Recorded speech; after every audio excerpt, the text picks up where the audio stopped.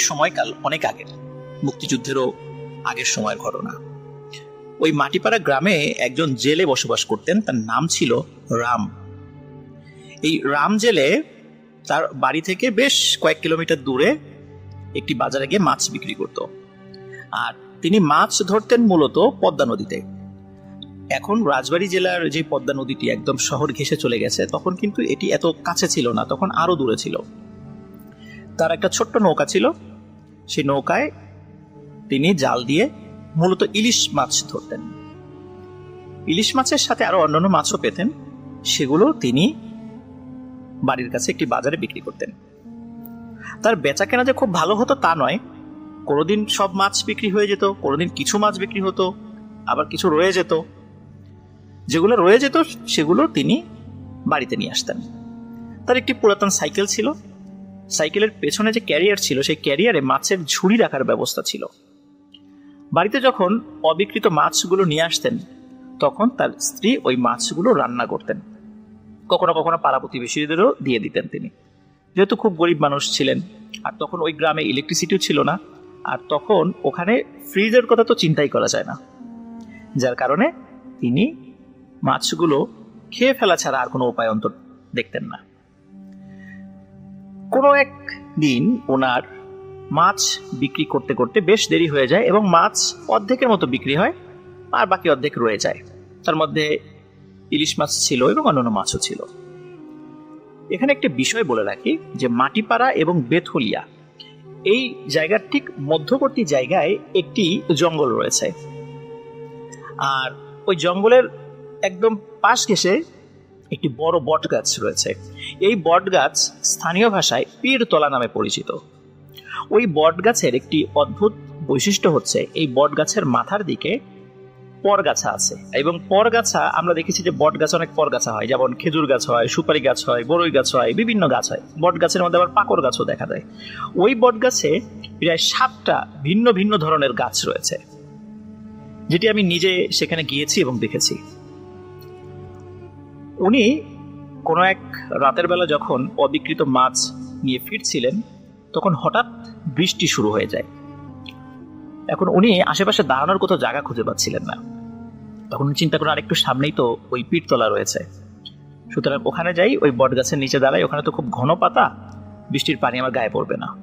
ওই চিন্তা করে উনি ওনার সাইকেলটি আর একটু জোরে চালিয়ে ওই বট গাছের কাছে চলে যান এবং বট গাছের পাশে সাইকেলটি দাঁড় করিয়ে রেখে চুপ করে বট গাছের গোড়ায় বসে আছেন। কিছু সময় পর হঠাৎ উনি ফিল করেন যে এখানে আরো কিছু মানুষের উপস্থিতি বা অন্য কোনো প্রাণীর উপস্থিতি রয়েছে। সেটা কেমন? ওই বট গাছের পাশেই একটি কবরস্থান রয়েছে। তো উনি ওখানে বসে আছেন এবং উনি দেখছেন যখন বিদ্যুৎ চমকাচ্ছে, ওই বিদ্যুতের আলোতে উনি দেখতে পাচ্ছেন যে কোনো একটি কবরের ভেতর থেকে কিছু একটা উঠে আসছে। তো উনি চিন্তা করেন কি ব্যাপার, কোনো শেয়াল বা কুকুর কিনা, কারণ অনেক সময় ওই লাশ খাওয়ার জন্য শেয়াল কুকুররা রাতের বেলা কিন্তু কবর ঘুরে ভিতরে নেমে পড়ে। উনি ওই বিজলির আলোতে যতটুকু দেখতে পাচ্ছিলেন তাতে মনে হচ্ছিল না, এটা তো শেয়াল কুকুরের মতো কিছু না। আরো কয়েক মুহূর্ত পর তিনি বুঝতে পারেন যেই জিনিসটি কবরের ভেতর থেকে উঠে আসছে এটি মানুষের মতোই, কিন্তু শরীরে সাদা কিছু জড়ানো। তখন রাম জেলে ভাবতে থাকেন যে এ নিশ্চয় কাফন চোর, কারণ ওই সময়ে কাফন চোরের একটা উপদ্রব ছিল বিভিন্ন জায়গায়। এখন যদিও সেই উপদ্রব অনেকটাই কমে গেছে, কিন্তু তখন কিন্তু এটা ছিল। আপনার কাফন চোরের বিভিন্ন গল্প টল্প শুনেছেন, এটা আমিও বলেছি কাফন চোরের গল্প।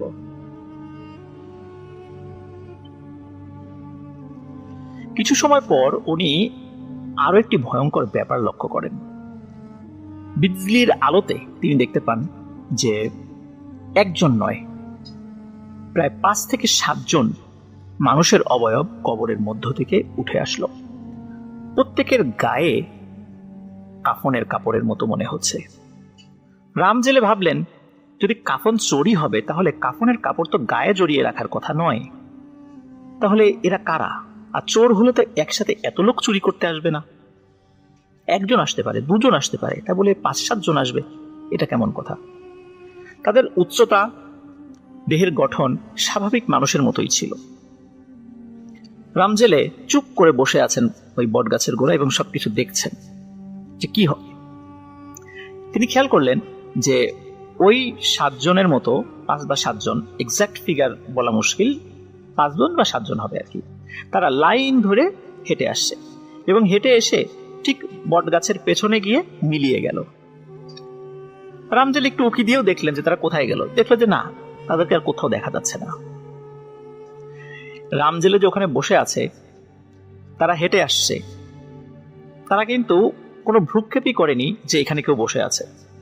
অথচ বিজলির আলোতে ওদিক দিয়ে হেঁটে আসলে যে কোনো মানুষেরও কিন্তু বোঝার কথা যে ওখানে কেউ একজন বসে আছে, কিন্তু এটা নিয়ে তাদের কোনো ভ্রুক্ষেপ ছিল না। তখন তিনি বুঝতে পারেন যে আসলে এটি প্যারানরমাল কিছু হবে, কারণ স্বাভাবিক মানুষ হলে অবশ্যই তাকে দেখতো, তার সাথে কথা বলতো বা তার ক্ষতি করার চেষ্টা করত, কিন্তু এরা চোরও না, ডাকাতও নয়, নিশ্চয়ই অন্য কিছু। তিনি কিছুটা ভয় পান, কিন্তু তারপরেও এতটা ভয় পাননি যে তিনি ভেঙে পড়বেন বা অজ্ঞান হয়ে পড়ে যাবেন। কারণ যেহেতু রাতের বেলা মাছ ধরতেন, মাছ নিয়ে রাস্তাঘাটে আসা যাওয়া করতেন, টুকটাক ঘটনার সাথে তিনি পরিচিত ছিলেন। বৃষ্টি কিছুটা কমে এলে তখন তিনি সাইকেলটা নিয়ে আবার বাড়ির পথ ধরেন। পথটা তখন মেঠো পথ ছিল, কাদা হয়ে গিয়েছিল এবং মোটামুটি ঝাঁকিও লাগছিল খুব। সাইকেল নিয়ে আসার সময় তিনি ফিল করছিলেন তার যে মাছের ঝুড়িটি সাইকেলের ক্যারিয়ারে পেছনে রেখেছেন, মনে হচ্ছে ওর মধ্যে কিছু জিনিস লাফাচ্ছে। তিনি চিন্তা করলেন হয়তোবা সাইকেলে ঝাঁকি লাগছে, এই কারণে লাফাচ্ছে। কিন্তু মাছ তো মৃত মাছ ছিল, ঝাঁকির কারণে হয়তোবা লাফালাফি শব্দ পাওয়া যেতে পারে, কিন্তু এছাড়া তো অন্য কোনো শব্দ হওয়ার কথা না। কোনো জীবিত মাছ ওই ঝুড়ির মধ্যে ছিল না, আর মাছও খুব বেশি ছিল না, অল্প মাছ ছিল। উনি বাড়িতে যান, বাড়িতে যাওয়ার পর সাইকেলটা রাখেন, ওনার স্ত্রীকে বলেন যে কিছু মাছ আছে, তাড়াতাড়ি সেগুলো কুটে রান্না করে ফেলো, আমি কলপারে যাচ্ছি, গোসল করব। উনি যখন গোসলের প্রস্তুতি নিচ্ছিলেন তখন তার স্ত্রী বলে যে মাছ কোথায়?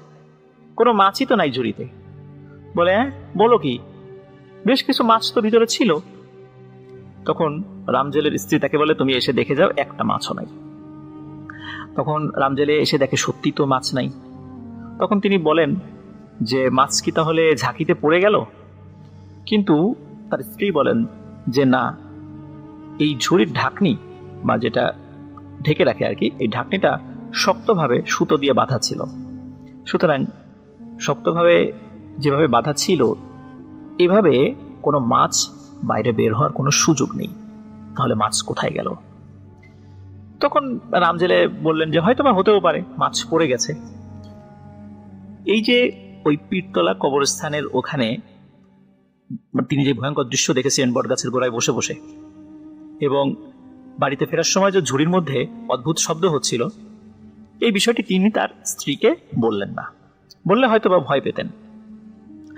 যাই হোক, উনি ওই দিনের মতো আর কোনো কথা বলেন না এই বিষয় নিয়ে। পরের দিন যথারীতি তিনি মাছ ধরেন এবং মাছ ধরে বাজারে বিক্রি করতে যান। সেদিনও তার ফিরতে ফিরতে বেশ রাত হয়ে যাচ্ছিল, কিন্তু সেদিন তার কোনো অবশিষ্ট মাছ ছিল না, সব মাছ বিক্রি হয়ে গিয়েছিল। তিনি যখন ফিরে আসছেন তখন সেই পীরতলা বটগাছের ওখানে দেখেন 3 জন মানুষ দাঁড়িয়ে আছে, ছিপছিপে গরম, লুঙ্গি পরা, খালি গায়ে, দেখতে স্বাভাবিক মানুষ, গায়ের রং কালো, দেখি অন্ধকারে দেখেও স্পষ্ট বোঝা যাচ্ছে। ওই 3 জন মানুষ রামজেলেকে দাঁড় করায় এবং বলে তোমার মাছের স্বাদ তো খুব ভালো, তোমার মাছ তো আমরা খেলাম, আমাদের কাছে মাছ বিক্রি করবে? বলে যে আজকে তো কোনো মাছ নেই, মাছ তো সব বিক্রি হয়ে গেছে। তাতে কোনো সমস্যা নেই, তুমি মাছ আগামীকালকে থেকে আমরা একটা জায়গার কথা বলবো, সেখানে বিক্রি করবা, ভালো দাম পাবা, আমাদের কাছে মাছ বিক্রি করো, আমরা তোমাদের উপযুক্ত যে মূল্য সেটা তোমাদেরকে দেব। তিনি ভাবলেন যে ভালো তো, এরকম হলে তো ভালোই হয়। তখন বললেন যে আগামীকাল আপনাদেরকে কোথায় পাবো? তখন রামজেলে বলল রাত ঠিক 10টার দিকে, তখন গ্রামে কিন্তু রাত 10টা মানে অনেক রাত, তো রাত ঠিক 10টার দিকে এখানে চলে আসবে, আমরা ওই বাজারে তোমাকে নিয়ে যাব। রামজেলে বললেন ঠিক আছে, তাহলে আরেকটু ভালো হলো, আর একটু বেশি সময় ধরে মাছ ধরবো, মাছও বেশি পাবো, ভালো দামে বিক্রি করতে পারবো। ওই দিন তিনি আর বাজারে মাছ বিক্রি করতে যাননি, তিনি বেশ সময় নিয়ে মাছ ধরেছিলেন, পরে আবার সাইকেল নিয়ে বাড়িতে ফেরত আসেন। বাড়িতে এসে তখন আবার ওই যে পীরতলা বট গাছ যেটা, সেদিকে যাত্রা শুরু করেন। ওখানে যাওয়ার পর দেখেন যে ওই 3 জন লোক দাঁড়িয়ে আছে, বলে যে চলো যাই, তোমাকে নিয়ে যাচ্ছি আমরা। তখন ওই যে কবরস্থান সংলগ্ন যে জঙ্গলটা রয়েছে, বট গাছ, কবরস্থান এবং সংলগ্ন যে জঙ্গলটি রয়েছে, সেখানে রামজেলেকে নিয়ে যান তারা। যাচ্ছেই জঙ্গলে ঢোকার পর হঠাৎ দেখলেন যে একটা জায়গায় কিছু আলো দেখা যাচ্ছে, মনে হচ্ছে সেখানে বেশ কিছু লোক রয়েছে। আরো অদ্ভুত ব্যাপার হচ্ছে, সেখানে তিনি এমন 3-4 জন জেলেকে দেখলেন যাদের সাথে বহু আগে তার দেখা হয়েছিল। তারা একসাথে মাছ ধরেছেন, মাছ বিক্রিও করেছেন, কিন্তু বহুদিন যাবত তাদের সাথে তার আর দেখা নাই। কিন্তু ওখানে তারাও মাছ বিক্রি করতে এসেছেন। এই 3-4 জন পূর্বের পরিচিত এবং রামজেলে, আর 10-12 জন মানুষ, হাতে হারিকেন আছে সবার, তারা মাছ কিনতে এসেছে। কিন্তু রামজেলে একটি বিষয় বুঝতে পারছে না যে এত জায়গা থাকতে রাতের বেলা এই জঙ্গলের মধ্যে কেন মাছের বাজার বসে। একজন লোক আসলো, তার কাছ থেকে বেশ ভালো দাম দিয়ে সব মাছ কিনে নিয়ে গেল। তখন রামজেলে চিন্তা করলো, ভালোই তো, বাজারে গিয়ে সারাক্ষণ বসে থেকে মাছ বিক্রি হয় না, আর এখানে এত দ্রুত সবগুলো মাছ ভালো দামে বিক্রি হয়ে গেল, তো এখানেই তো আসা ভালো। তো মাছ বিক্রি করার পর ওই যে 3 জন লোক যারা রামজেলেকে এই জঙ্গলে নিয়ে এসেছিল, তারা বলল যে কি দাম পেয়েছো? তখন রামজেলে বলে হ্যাঁ পেয়েছি। তখন তারা বলে যে আবার এসো, এখানে প্রতিদিন আসবা, প্রতিদিন মাছ বিক্রি করবা। কিন্তু একটা বিষয়, এরা কিন্তু তাকে একবারও বলেনি যে খবরদার এখানকার কথা কাউকে বলবা না, কোনো জেলেকে বলবা না, এই বিষয়টা তারা তাকে বলেনি। কিন্তু আমরা স্বাভাবিক ভৌতিক ঘটনায় কি দেখি, কোনো জিন কোনো মানুষকে বলে দেয় খবরদার এই কথা তোরা কাউকে বলবি না, বললেই বিশাল ক্ষতি হয়ে যাবে। কিন্তু এই বিষয়টি তাকে তারা বলে না। কিন্তু রামজেলে এমনিতেই কাউকে বলেনি, এই কারণে বলেনি যে অন্য জেলেরা যদি এই জায়গার তথ্য পেয়ে যায় তাহলে তারাও এখানে মাছ বিক্রি করতে আসবে, আর এত লোক যদি মাছ বিক্রি করতে চলে আসে তাহলে ক্রেতা ভাগাভাগি হয়ে যাবে, মাছের দাম কম পাওয়া যাবে। এই জন্য রামজেলে কিন্তু বিষয়টা চেপে যায়। এভাবে প্রায় প্রতিদিনই রামজেলে আসতো। 3-4 দিন আসার পর হঠাৎ এক রাতে এসে দেখে যে ওখানে কোনো মানুষ নাই। তিনি চিন্তা করছেন কি ব্যাপার, আজ কি লোকজন আসবে না? হঠাৎ একজন বৃদ্ধ লোক হেঁটে হেঁটে আসছে, এই দৃশ্য দেখতে পায় রামজেলে। রাম তাকে জিজ্ঞেস করে যে আপনি কি মাছ কিনবেন? তখন ওই বৃদ্ধ বলে যে, ওই বৃদ্ধ লোকটি রামজেলেকে বলে তুমি আর কখনো এখানে আসবা না। তখন রাম বলে কেন আসবো না, এখানে তো ভালো দাম পাই, আর মাছও একবারে বিক্রি হয়ে যায়, আমি গরিব মানুষ, এখানে এসে যদি একটু উপার্জন হয় তো খারাপ কি? তখন ওই বৃদ্ধ লোকটি বলে তারপরও বলছি তুমি আসবা না, তোমাকে আমি একটি জাল উপহার দিচ্ছি, এই জালটি তুমি নিয়ে যাও, এই জালে তুমি ভালোই মাছ পাবা, আর এই জালটি কিনতে গেলেও তোমার বেশ টাকা পয়সা লাগতো, তো এটা দিয়ে মাছ ধরো, বাজারেই বিক্রি করো, কিন্তু এখানে আর এসো না। এই বলার পর ওই লোকটি আবার জঙ্গলের মধ্যে হেঁটে হেঁটে মিলিয়ে যায়। রামজেলে সে চিন্তা করে এখন এতগুলো মাছ যে আমি ধরেছি বিক্রি করতে না পারলে এখন এই মাছগুলো বাড়িতে নিয়ে যাব, নষ্ট হয়ে যাবে মাছ, চিন্তা করছে। কিন্তু তারপরেও কিছুই করার নেই, কারণ কোনো মানুষ নেই কার কাছে বিক্রি করবে। যাই হোক, সে পানি টানি দিয়ে ওই মাছগুলো বাড়িতে ফিরে গিয়ে রেখে দেওয়ার চেষ্টা করছিল। সকালে উঠে কিছু মাছ পচে গিয়েছিল, কিছু মাছ সে বিক্রি করেছে। কিন্তু একটি বিষয় সে বুঝতে পারছিল না যে আসলে কি হচ্ছে আমার সাথে। হঠাৎ এখানে মাছ ধরাই বা মাছ বিক্রি করা শুরু করলাম অদ্ভুতভাবে, আবার একজন এসে মানা করে দিয়ে যাচ্ছে, ঘটনা। তখন তিনি ভাবলেন হয়তোবা ওই যে 3-4 জন পূর্বের পরিচিত জেলে তাদেরকে দেখেছিল, এরা হয়তো এই লোকটাকে পাঠিয়েছে যাতে আমি এখানে এসে মাছ বিক্রি না করি, ওদের মনে হয় ব্যবসা কম হচ্ছে, এই চিন্তা করেছে। যাই হোক, ওই জালটা দিয়ে মাছ ভালোই ধরা পড়ছিল আর কি, স্বাভাবিকভাবে যেই মাছ সে ধরতো তার থেকে ভালোই ধরতে পারছিল। এখন যেহেতু একজন মানা করে গেছে, সে চিন্তা করছে যে না, এর মানা শুনবো কেন, সে হয়তো তাদের স্বার্থে আমাকে মানা করেছে, আমি যাব। পরের দিন রাম জেলে যায়, গিয়ে দেখে যে আজও কেউ নেই। কিন্তু সে যখন মাছ নিয়ে গেছে তখন সেই বৃদ্ধ লোকটি চলে এসেছে, এসে বলছে, তোমাকে না মানা করেছিলাম এখানে আসতে, তুমি কেন এসেছো? তখন রাম জেলে বলছে, আমি গরিব মানুষ, একটু ভালো দামের আশায় এখানে আবারও এসেছি, লোভ সামলাতে পারেনি। তখন ওই লোকটি বলে, তোমার লোভের খেসারত তুমি দিবা। এই কথা বলার পর হঠাৎ করে ওই লোকটি ভ্যানিশ হয়ে যায়। আর ওই লোকটি ভ্যানিশ হওয়ার সাথে সাথে দেখে জঙ্গলের ভেতর থেকে সেই লোক, যেই 3টা লোক তাকে ডেকে নিয়ে গিয়েছিল, এই জঙ্গলের এই বাজারের সাথে পরিচয় করিয়ে দিয়েছিল, এই 3টি লোক দ্রুত গতিতে দৌড়িয়ে রামজেলের কাছে চলে আসে এবং এসেই তার যে মাছের ঝুড়ি, এই ঝুড়ির উপর হুমড়ি খেয়ে পড়ে এবং কাঁচা মাছই খাওয়া শুরু করে। রামজেলে এই দৃশ্য দেখার পরেই সে বুঝতে পারে যে এরা নিশ্চয়ই কোনো স্বাভাবিক লোক নয়, এরা মানুষ নয়, এরা অন্য কিছু। তখন সে ঊর্ধ্বশ্বাসে দৌড়ানো শুরু করে, কিন্তু রাতের বেলা জঙ্গলে তো পথ ঘাট সে বুঝতে পারছিল না, এদিক সেদিক দিয়ে ছুটছিল, তার শরীর কেটে ছিঁড়ে যাচ্ছিল। তারপরেও একটা সময় জঙ্গল থেকে সে বের হতে পারে। বের হওয়ার পর সে কিছুটা আহত অবস্থায় বাড়িতে ফিরে যায়। তখন তার স্ত্রীকে সব বিষয় খুলে বলে।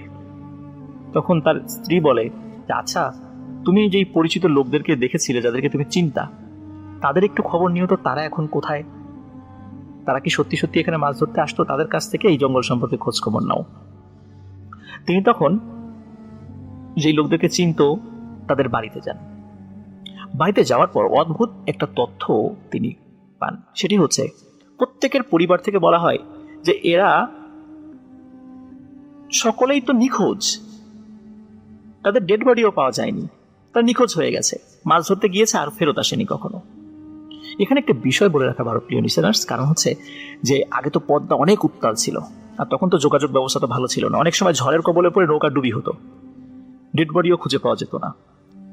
ওদের পরিবাররা মনে করেছে হয়তো এভাবেই তাদের মৃত্যু হয়েছে, কারণ 10-12 বছর হয়ে গেছে, তাদের কোনো খোঁজ খবর নেই, নিশ্চয়ই মারা গেছে, তাদের নৌকাটাও খুঁজে পাওয়া যায়নি। আর যেই রাতের পর থেকে তারা উধাও হয়ে গেছে, ওই রাত্রেও ঝড় হয়েছিল। এই কারণে তারা চিন্তা করেছে যে তারা হয়তো এভাবেই মারা গিয়েছে পানিতে ডুবে। তাহলে এই লোকগুলো কেন নিখোঁজ হয়ে যাচ্ছিল? তখন রামজেলে বুঝতে পারে যে আসলে এই কারণেই ওই যে মুরব্বী টাইপের লোকটি তাকে বলেছিল, তুমি আর এখানে এসো না, কারণ আমি যদি আরো কয়েকদিন আসতাম তখন মাছের সাথে এই পিশাচগুলো আমাকেও খেয়ে ফেলতো। আর পরিচিত যেই মানুষগুলোকে, যে জেলেগুলোকে রাম জেলে দেখেছিল, তারা আসলে মায়াজালের মাধ্যমে সৃষ্ট একটি অবয়ব ছিল, যিনারাই ওই লোকদের সুরত ধরে তার মনে সাহস সঞ্চার করেছে এই চিন্তা করে, যাতে সে ভাবে যে আমার পরিচিত লোক তো এখানে আসেই, মাছ তো বিক্রি করেই, তা আমিও আসবো, সমস্যা কি। এবং আর কয়েকদিন আসলে হয়তোবা রাম জেলেও হারিয়ে যেত, চিরতরে নিখোঁজ হয়ে যেত, তাকে আর খুঁজে পাওয়া যেত না। প্রিয় লিসেনার্স, মাটিপাড়ার এই জঙ্গল এখনো আছে, তবে এই জঙ্গলটি আগের মতো ঘন জঙ্গল নেই। আমি সেখানে গিয়েছিলাম, সেখানে ড্রোন দিয়ে ভিডিও শুট করেছিলাম, এই বটগাছটারও ভিডিও করেছিলাম, সেখানে সজীবকে নিয়ে এসেছিলাম, সজীবের কাছ থেকে স্টেটমেন্ট নিয়েছিলাম এবং ওই জঙ্গলের ভেতরে আমি ঢুকেছিলাম। আশেপাশে এখন ঘরবাড়ি হয়ে গেছে, এখন সেই জঙ্গল আজ থেকে 50-55-60 বছর আগের যে জঙ্গল আর এখনকার জঙ্গলের আকাশ পাতাল পার্থক্য, এখন আর দেখে সেটা বোঝা যাবে না। রাম জেলে 107 বছর জীবিত ছিল। 2007 সালের দিকে তার মৃত্যু হয়। সে এই ঘটনাটি যখনই মানুষ পেত গল্প করার মতো, এই ঘটনাটি সবার সাথে শেয়ার করত। তো এটি ছিল ঘটনা। প্রিয় লিসেনার্স, আশা করি আমাদের এই রিমেম্বারিং স্টোরিটি আপনাদের ভালো লেগেছে। ধন্যবাদ আপনাদেরকে ধৈর্য ধরে ঘটনাটি শোনার জন্য।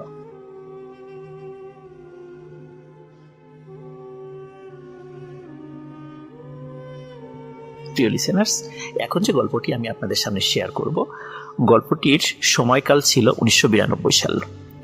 যিনি এই গল্পটি আমাকে বলেছেন তার নাম মোহাম্মদ আলী, তার বাড়ি তাহিরপুরে।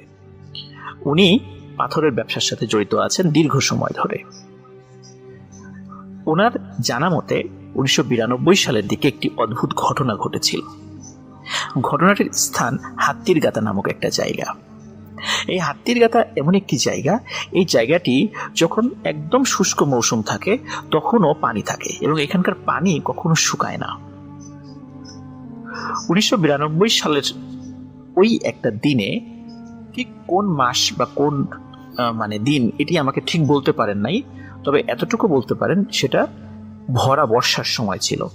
টাঙ্গুয়ার হাওরে পানি থই থই করছিল। মেঘালয়ের সাইড দিয়ে ইন্ডিয়া থেকে আসা পাথরগুলো এবং স্থানীয়ভাবেই সংগ্রহিত পাথরগুলো কার্গোতে বোঝাই করে বাংলাদেশের বিভিন্ন প্রান্তে নিয়ে যাওয়া হয় এবং সেটা এখনো নিয়ে যাওয়া হয়। 2000 সালে যখন টাঙ্গুয়ার হাওর রামসার সাইনভুক্ত হয়, তার আগ পর্যন্ত টাঙ্গুয়ার হাওরের ভেতর দিয়ে কার্গো এবং বিভিন্ন ধরনের নৌযান চলাচল করত। 2000 সালের পর থেকে টাঙ্গুয়ার হাওর সংরক্ষণের উদ্যোগ নেওয়ার ফলে তার মধ্য দিয়ে বিভিন্ন ধরনের নৌযান, মালামাল বোঝাই নৌযানগুলো চলাচল সংরক্ষিত করে দেওয়া হয়। প্রিয় লিসেনার্স, এমনই একটি ঘটনা আপনাদের সামনে শোনাবো, যেটি শুনে আসলে আমিও মুগ্ধ হয়েছিলাম, অভিভূত হয়েছিলাম।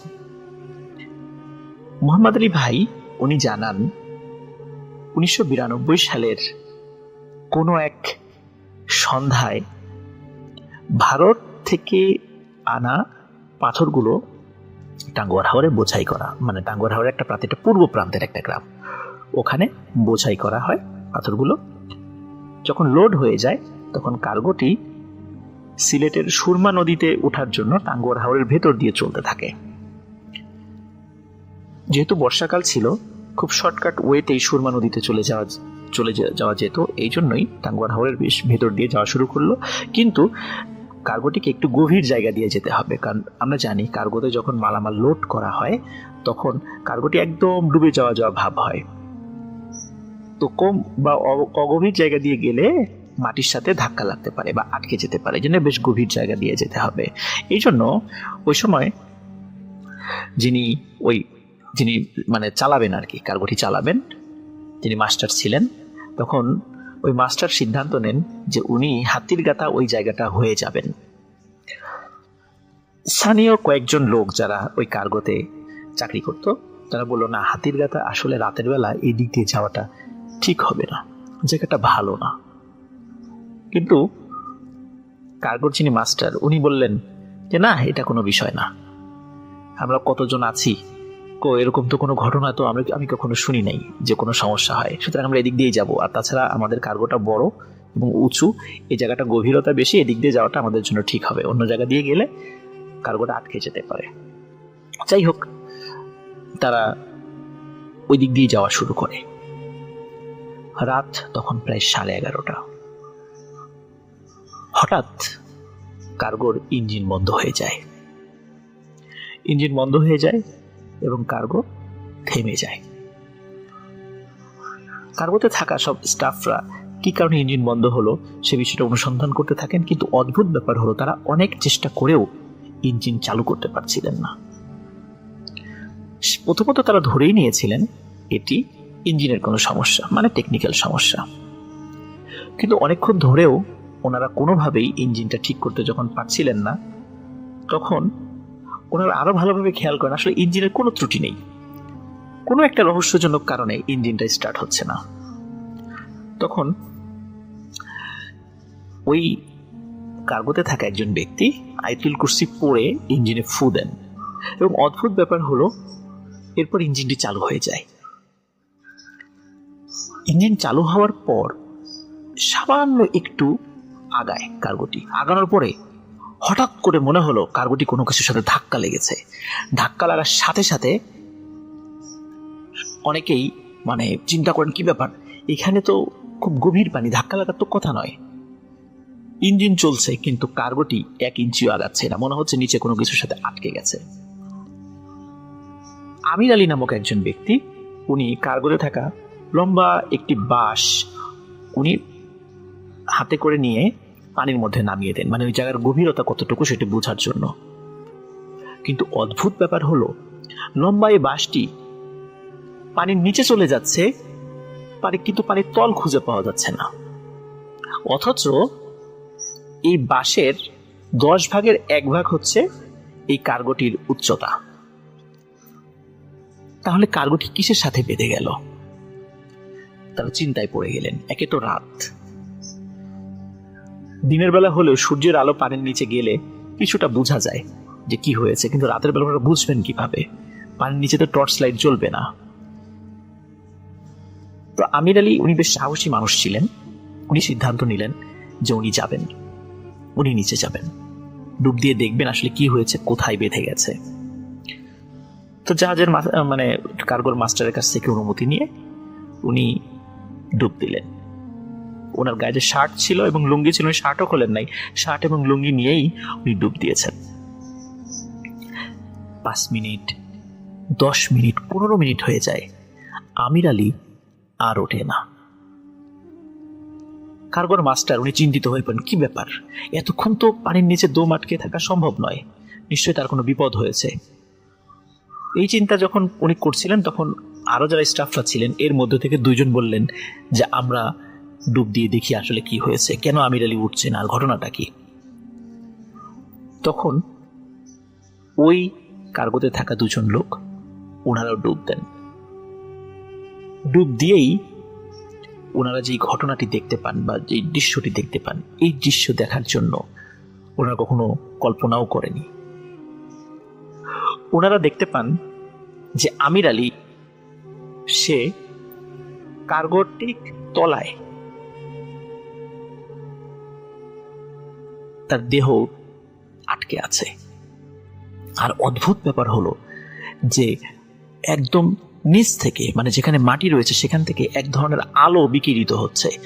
ওই আলোয় কার্গোর নিচে কি আছে বা ওই জায়গাটার আশেপাশে কিছুটা আলোকিত হয়েছে, আবছা দেখা যাচ্ছে। ওই আবছা আলোতে তারা আমির আলীর দেহকে দেখতে পাচ্ছেন। এবং আরো একটা জিনিস দেখতে পান, সেটি হচ্ছে বিশাল আকৃতির একটা হাত মাটির নিচ থেকে উঠে ওই কার্গোটিকে ধরে রেখেছে। ওনারা বুঝতে পারেন ওনারা বিশাল একটা বিপদে পড়েছেন, কারণ এত বড় হাত, এটা তো কোনো স্বাভাবিক হাত নয়, নিশ্চয়ই কোনো একটা দানব, স্থানীয়ভাবে দেও বলে, কোন একটা দানব এটাকে ধরে রেখেছে। ওনারা দ্রুত, কারণ সময় খুব কম ছিল, কারণ পানির নিচে তো তারা নিঃশ্বাস নিতে পারছিলেন না, ওনারা চিন্তা করেন আমির আলীকে তাড়াতাড়ি নিয়ে আমরা উপরে চলে যাই। 2 জন দ্রুত আমির আলীর দেহের কাছে গিয়ে যখনই তারা টান দিয়েছেন তখন ওনারা আরো ভয় পেয়ে যান। ওনারা দেখতে পান যে এই শার্ট এবং লুঙ্গি তো আমির আলীরই, কিন্তু আমির আলী কোথায়? এ তো আমির আলীর কঙ্কাল, কারণ আমির আলীর আসলে দেহে কোনো মাংসই ছিল না, শুধু কঙ্কাল ছিল। কি হয়েছে তার সাথে ওনারা বুঝতে পারলেন না। ওনারা প্রচন্ড ভয় পেলেন। ওনারা দ্রুত নৌকায় কার্গোতে উঠে পড়লেন। উঠে পড়ে সবাইকে বললেন এই ঘটনা আমরা নিচেই দেখেছি আর আমির আলীর এই ঘটেছে। তখন সবাই ভয় পেয়ে যান। ওনারা বুঝতে পারেন ওনারা খুব বড় একটা বিপদে পড়েছেন। কিন্তু কেন? এরকম ঘটনা তো আগে কখনো হয়নি, কেন ওনাদের সাথে এটি হচ্ছে? ওনারা চিন্তা করতে থাকেন। হঠাৎ খুবই বয়স্ক কিন্তু গম্ভীর একটি শব্দ ওনাদের কানে আসে, এটা সবাই শুনতে পান। সেখান থেকে বলা হয়, তোদের এই কার্গোর মধ্যে একটি পাথর রয়েছে কালো রঙের, এই পাথরটি নিচে ফেলে দে, না হলে এই কার্গো এখনই ডুবে যাবে। তখন এই শুধু একবারই এই কথাটি বলেছে, কিন্তু সবাই শুনেছে। এখন ওই কার্গোতে থাকা যে 4-5 জন ছিল তারা চিন্তা করে এত ভারী ভারী পাথর তারা কিভাবে সরাবে, এটা পানিতে ফেলে দিতে হবে, আর ফেলে দিলে এই পাথরগুলো উঠানোও যাবে না। আর এই পাথরগুলো তো বহু টাকা দিয়ে খুলনার আর একটা পার্টি কিনেছে, তো তাদেরকে কি জবাব দেবে? কিন্তু তারপরেও চিন্তা করে যে পাথর ডুবে গেলে কোনো না কোনো ব্যবস্থা তারা করবে হয়তো বা পরে, কিন্তু এখন জান তো বাঁচাতে হবে এবং কার্গোটাকেও বাঁচাতে হবে। তখন মাস্টার সিদ্ধান্ত দেন যে সব পাথর পানিতে ফেলে দিতে থাকো, দেখি কালো পাথরটা বের হয় কিনা। এভাবে 4-5 ঘন্টা ধরে অক্লান্ত পরিশ্রম করে ওই পাথর আস্তে আস্তে আস্তে আস্তে পানিতে ফেলতে থাকে। ভোরের আজানের আগে হঠাৎ অদ্ভুত একটি পাথর তারা দেখতে পান। মোহাম্মদ আলী ভাই যেটি বলেছিলেন, এই পাথরটির আকৃতি অনেকটাই মানুষের মতো ছিল, কিন্তু মানুষ না, জাস্ট ন্যাচারালি এটা মনে হচ্ছে গঠিত হয়েছে, কিন্তু আকৃতি অনেকটা মানুষের মতো বলে কিন্তু সেটা মানুষের হুবহু মানুষের মতো নয়। খুবই কুচকুচে কালো, অস্বাভাবিক রকমের কালো একটি পাথর, মানে এত কালো যে ওর উপরে আলো পড়ার সাথে সাথে মানে আলোটা রিফ্লেক্ট হচ্ছে, মানে এত কালো, মানে কাচের মতো একটি পাথর। এবং আরো অদ্ভুত ব্যাপার হলো এই পাথরটি আকারে কিন্তু খুব বেশি বড় নয় এবং ওজন হওয়ার কথা 7 থেকে 8 কেজি তাদের অনুমান অনুযায়ী, কিন্তু একজন ব্যক্তি কোনোভাবেই ওই পাথরটি তুলতে পারছিলেন না। প্রায় 3-4 জন মিলে ওই পাথরটি উঁচু করতে সক্ষম হন, কিন্তু অদ্ভুত ব্যাপার হলো যখনই তারা পাথরটি ধরেছে তাদের শরীরে অদ্ভুত এক ধরনের শিহরণ অনুভূত হয়েছে, মনে হচ্ছে যে তাদের শরীরে হালকা বিদ্যুতের ঝলক খেলে যাচ্ছে, মানে হালকা বৈদ্যুতিক শক খেলে যেমন অনুভূত হয় ঠিক তেমনটা। কিন্তু তারপরেও 3-4 জন মিলে দ্রুত ওই পাথরটি যখনই পানিতে ফেলে দেয় তখন হঠাৎ করে কার্গোতে একটি ঝাঁকি অনুভূত হয়। মনে হলো নিচ থেকে কোনো একটা জিনিস এই কার্গোটিকে ছেড়ে দিয়েছে, ছেড়ে দেওয়ার পরে কার্গোটির একটি ঝাঁকি অনুভূত হলো এবং তারা সবাই বুঝতে পারেন এখন মনে হচ্ছে কার্গোটি মানে হালকা ঢেউয়ে দুলছে বা একটু নড়াচড়া করছে। তখন তারা বুঝতে পারেন আসলে নিচে যে ভয়ঙ্কর হাতটি ছিল এই হাতটি ওই কার্গোকে ছেড়ে দিয়েছে। এরপরে ইঞ্জিন স্টার্ট দিয়ে দ্রুত ওই জায়গা থেকে বের হয়ে তারা রূপনগর নামক একটা জায়গায় কাছে চলে আসেন এবং তারা ওই সময় খুলনাতে যাননি। রূপনগর নামক ওই জায়গার কাছে এসে কার্গোটি মানে ওই বাজারের কাছে, ওইখানে একটা বাজার রয়েছে, ওই বাজারের কাছে এসে কার্গোটি সাইড করা হয় এবং তারা নেমে, তখন ফজরের আজানও দিয়ে দিয়েছে, কিছু লোকজন মসজিদে আসা শুরু করেছে, তাদেরকে এই ঘটনাটি খুলে বলেন। তখন তারা বলেন যে তোমরা তো খুব বড় বাঁচা বেঁচে গেছো, কারণ ওই হাতির গাথা নামক একটা জায়গায় অদ্ভুত কিছু ঘটনা রয়েছে এবং অনেকেই সেই ঘটনার সাক্ষী। সেখানে স্থানীয় ভাষায় ওই জায়গাটিতে নাকি দেও রয়েছে, দেও মানে দানব রয়েছে, কখনো কখনো মানে কোনো ধরনের অঘটন তারা ঘটান। এবং আরেকটা অদ্ভুত ব্যাপার যেটি আমরা ওখানে গিয়ে জেনেছিলাম সেটি হচ্ছে যে ওই জায়গাটিতে অদ্ভুত নাকি একটি সাপ রয়েছে, সেই সাপটি অনেক বড়, কোনো কোনো মানুষ এখনো সেই সাপটিকে দেখেন। সেই সাপটির মাথা নাকি হুবহু সাপের মতো নয়, আবার মানুষের মতো নয়, ঠিক মাঝামাঝি এক ধরনের অদ্ভুত টাইপের একটি মাথা, কিন্তু ওই সাপটি নাকি কাউকে ক্ষতি করে না, এখন পর্যন্ত কাউকে ক্ষতি করেনি। এরকম ওই হাতির গাথা নামক জায়গায় কিছু অদ্ভুত ও রহস্যজনক বিষয় প্রচলিত আছে। কিন্তু আমির আলীর দেহটা পরদিন সকালে সেখান থেকে উদ্ধার করা হয় এবং সত্যি তার শরীরে কোনো মাংস ছিল না। কিন্তু মুহূর্তের মধ্যে কিভাবে একটা মানুষ কঙ্কাল হয়ে যেতে পারে, এটি খুবই রহস্যাবৃত একটি বিষয়। টাঙ্গুয়ার হাওরের হাতির গাথা জায়গাটিতে আমরা গিয়েছিলাম, অনেক গভীর। প্রিয় লিসেনার্স, আপনারাও চাইলে সেই জায়গাটিতে যেতে পারেন, কিন্তু একটি কথা বলে রাখি, প্রত্যেকটি ঘটনা সংগ্রহ করতে আমাদের অনেক কষ্ট করতে হয়েছে, কারণ হচ্ছে স্থানীয়ভাবে কেউ কোনো ঘটনা বলতে চায় না, অনেক রিকোয়েস্ট করে তাদের মুখ থেকে ঘটনাটা বের করতে হয়েছে। আশা করি ঘটনাটি সবার ভালো লেগেছে। আরেকটি বিষয় বলে রাখি যে এই কার্গোটি যখন দিনের বেলা সবাই পরখ করতে চান, কার্গোটি যখন ডুব দিয়ে নিচে দেখার চেষ্টা করেন এবং সত্যি দেখেন নিচে এমন শক্ত কিছু ওইটাকে ধরে রেখেছিল যে কার্গোর নিচে মানে দাগ হয়ে আছে, যে জায়গাটিতে 5 আঙ্গুলের, ঠিক যেমন আমরা কোথাও যদি কাউকে আঘাত করি, মুখে আঘাত করলে 5 আঙ্গুলের ছাপ পড়ে যায় মুখে, ঠিক তেমনি এই 5 আঙ্গুল দিয়ে কার্গোর নিচে চেপে ধরে রেখেছিল। কয়েকটা জায়গায় এরকম স্পার্কটা বসে গেছে, তার মানে ওখানে খুব প্রেসার ক্রিয়েট করা হয়েছিল। প্রিয় লিসেনার্স, আশা করি সবার ঘটনাটি ভালো লেগেছে। সবাই ভালো থাকবেন, সুস্থ থাকবেন। কিন্তু একটি কথা, কি ছিল সেই পাথর আজও জানতে পারিনি। কেনই বা ওই পাথরটার জন্য এমনটি হয়েছিল, কোথা থেকে এসেছিল পাথর, কোথায় গেল? পানির নিচেও কিন্তু পরবর্তীতে কেউ ডুব দিয়ে ওই পাথরটি উদ্ধার করার সাহস করেনি। ভালো থাকবেন প্রিয় লিসেনার্স, আশা করি আমাদের ঘটনা আপনাদের ভালো লেগেছে। ঘটনা ভালো লাগলে লাইক, কমেন্ট ও শেয়ার করে আমাদের সাথে থাকুন। দেখতে পেলেন একটা মহিলা যার চেহারা ছিল খুবই ভয়ঙ্কর, শরীরের বিভিন্ন জায়গার মাংসগুলো অর্ধগলিত, কোনো কোনো জায়গায় খুলে পড়ে গেছে, সেখানে হাড় রয়েছে সেগুলো দেখা যাচ্ছে, আর তীব্র দুর্গন্ধ চতুর্দিকে ছড়িয়ে পড়েছে। শরীরের কোথাও মাংস আছে, কোথাও নেই। হাত দুটো কঙ্কালের মতো। আজকের এপিসোডের প্রথম যে ঘটনাটি আপনাদের সাথে শেয়ার করব, এই ঘটনাটি বেশ স্পর্শকাতর এবং বেদনাদায়কও বটে।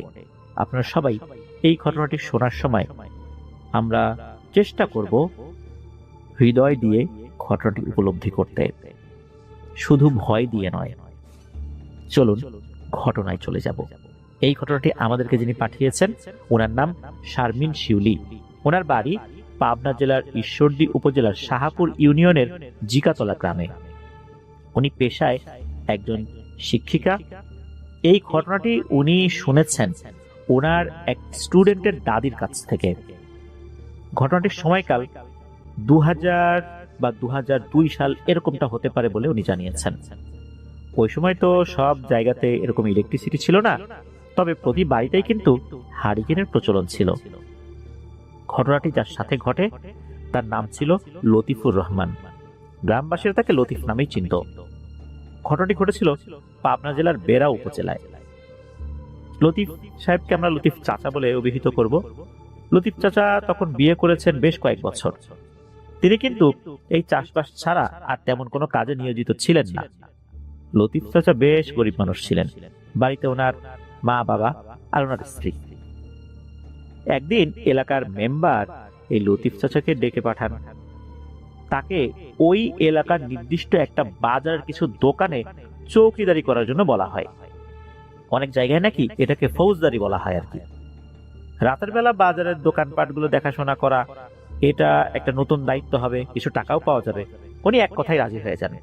বেশ খুশি হয়েছেন এই ভেবে যে দিনের বেলায় কিছুটা ঘুমাবেন, জমিতে চাষবাস করবেন, রাতের বেলা চৌকিদারি করবেন। তবে এই বিষয়টা যখন পরিবারের সদস্যরা জানতে পারলেন, লতিফ মিয়ার মা বাবাও রাজি ছিলেন না, লতিফ মিয়ার স্ত্রীও রাজি ছিলেন না। তারা বলেছিলেন যে আল্লাহ যতটুকু দিচ্ছেন আমরা তো চলতে পারছি, হ্যাঁ কষ্ট হচ্ছে, কিন্তু তাই বলে রাতের বেলা ডিউটি করা এটা দরকার নেই। কিন্তু লতিফ মিয়া সাহসী মানুষ ছিলেন, কৌতূহলীও ছিলেন, এক কথার মানুষ ছিলেন। পরিবারের সদস্যরা বেঁকে বসেছেন, তবুও লতিফ মিয়া বললেন যে মেম্বার সাহেবকে কথা দিয়ে আসছি, এখন কিভাবে গিয়ে না করি। তখন উনি কিভাবে মনে করবেন, ঠিক আছে কাজ যখন নিয়েছি কিছুদিন করি, তারপর না হয় দেখা যাবে। কি আর করা, পরিবারের সদস্যরা সম্মতি দিলেন। 2-1 মাস কেটে গেল কোনো সমস্যা ছাড়াই। লতিফ মিয়া ভালোভাবেই উনি ওনার দায়িত্ব পালন করছিলেন। এক রাতে লতিফ মিয়া রাতের খাওয়া দাওয়া সেরে এই চৌকিদারি করার উদ্দেশ্যে বাড়ি থেকে রওনা দিয়েছেন। সেদিন অবশ্য তার বেশ দেরি হয়ে গিয়েছিল। তিনি হারিকেন হাতে আর হাতে আর একটা লাঠি নিয়েছেন, বেশ বড়সড় বাঁশের লাঠি। এগুলো নিয়ে বেরিয়ে পড়েছেন। বাজারে যাওয়ার পর দোকানগুলো বেশ কয়েকবার ঘুরে দেখেন। বাজারে একটা বড় গাছ ছিল, ওই গাছের নিচে উনি মাঝে মাঝে বসতেন রাতের বেলাতে। কয়েক মাস বসেছেন, কোনো সমস্যা কিন্তু হয়নি। আর ওনার হাতে একটা বাঁশি ছিল, বাঁশিতে ফু দিতেন। উনি যখন বসেছেন তখন হঠাৎ করে একটা শব্দ শুনতে পান। শব্দ শুনতে পাওয়ার পর ওনার হাতের হারিকেনটার আলো একটু বাড়িয়ে দিলেন, আশেপাশে কিছু দেখা যায় কিনা এই চিন্তা করে। তবে এরপর শব্দটা আর শোনা গেল না। তিনি ভাবলেন বিড়াল হবে বোধ হয়। একটু পর আবার একই শব্দ শোনা গেল। মনে হলো আগের থেকে শব্দটা বেশ জোরালো হয়েছে, মনে হচ্ছে কেউ কান্না করছে। উনি হাতে লাঠি আর অন্য হাতে হারিকেনটা নিয়ে শব্দের উৎপত্তির স্থলটা খোঁজার চেষ্টা করছিলেন। খুঁজতে খুঁজতে ধীরে ধীরে তিনি গরুর মাংস যেখানে বিক্রি হয় বাজারের একটা সাইডে, ওই দোকানগুলোর কাছে চলে আসেন। উনি বুঝতে পারলেন ওই কান্নার শব্দটা ওদিক থেকেই আসছে। তিনি ধীরে ধীরে এগিয়ে যেতে লাগলেন। লতিফ মিয়া ছিলেন বেশ সাহসী একজন মানুষ। তিনি বেশ কয়েকটা দোকান পার হয়ে একটা গলির ভিতরে ঢুকে গিয়েছেন। আগেকার দিনের দোকানপাটগুলো ছিল বেশ ফাঁকা ফাঁকা, তার মধ্যে ছিল ওই সময় গরমকাল, তবে জ্যোৎস্না রাত ছিল। আশেপাশের পরিবেশটা বেশ ভালোই দেখা যাচ্ছিল। তিনি আরো এগিয়ে যেতে লাগলেন। হঠাৎ করে দেখতে পেলেন এক রোমহর্ষক দৃশ্য। যা তিনি কল্পনাতেও আনতে পারেননি যে এমন কিছুর মুখোমুখি উনি হতে যাচ্ছেন। উনি দেখতে পেলেন একটা মহিলা যার চেহারা ছিল খুবই ভয়ঙ্কর। শরীরের বিভিন্ন জায়গার মাংসগুলো অর্ধগলিত, কোনো কোনো জায়গায় খুলে পড়ে গেছে, সেখানে হাড় রয়েছে সেগুলো দেখা যাচ্ছে, আর তীব্র দুর্গন্ধ চতুর্দিকে ছড়িয়ে পড়েছে। শরীরের কোথাও মাংস আছে, কোথাও নেই। হাত দুটো কঙ্কালের মতো, কোথাও মাংস ঝুলে আছে, ঠিক যেমন গরু জবাই করলে হাড়ের সঙ্গে মাংসগুলো লেগে থাকে, ঠিক তেমন। দাঁতের উপরে চোয়ালের মাংসগুলো কোথাও আছে, কোথাও নেই। এতটাই ভয়ঙ্কর দেখতে, লতিফ মিয়া সেই মহিলাকে দেখতেই নিজেকে ধরে রাখতে পারছিলেন না। তার মনে হচ্ছিল উনি ওখানেই মারা যাবেন। লতিফ মিয়া তৎক্ষণাৎ একটি দোকানের টিনের পেছনে গিয়ে দাঁড়ান এবং হারিকেনের আলোটি একদম কমিয়ে দিয়েছেন। এরপর দেখার চেষ্টা করছেন যে এই অবয়বটা আসলে কি করে। সেই ভয়ঙ্কর মহিলাটি মাংসের দোকানের মাটিতে পড়ে থাকা রক্তগুলো জিহ্বা দিয়ে চেটে চেটে খাচ্ছিল। মাংসের দোকানে থাকা যে কাঠগুলো রয়েছে, যার উপর মাংসগুলো কাটা হয়, গাছের গুড়ির একটা অংশ বা গোল কাঠের একটা অংশ, এগুলোর উপর যখন মাংস কাটা হয় তখন এর সাথে কিন্তু রক্ত লেগে থাকে। এই জিনিসগুলো সে চেটে চেটে খাচ্ছিল। এইভাবে বেশ কয়েকটা দোকানের সামনে সেই মহিলা যায় আর একই রকম কাজ করে। শুধু তাই না, নিচে পড়ে থাকা শুকনো রক্তগুলো সে চেটে চেটে খাচ্ছিল। লতিফ সাহেব প্রচন্ড ভয় পেয়ে যান। এই দৃশ্যগুলো দেখার পর তিনি কখন যে জ্ঞান হারিয়ে ফেলেছেন উনি নিজেও জানেন না। পরের দিন দুপুরের পর নিজেকে আবিষ্কার করেন তার নিজ বাড়িতে। চোখ খুলতেই দেখেন কয়েকজন পরিবারের যারা সদস্য আর কি তার কাছে দাঁড়িয়ে আছেন। তার স্ত্রী কান্নাকাটি করছে।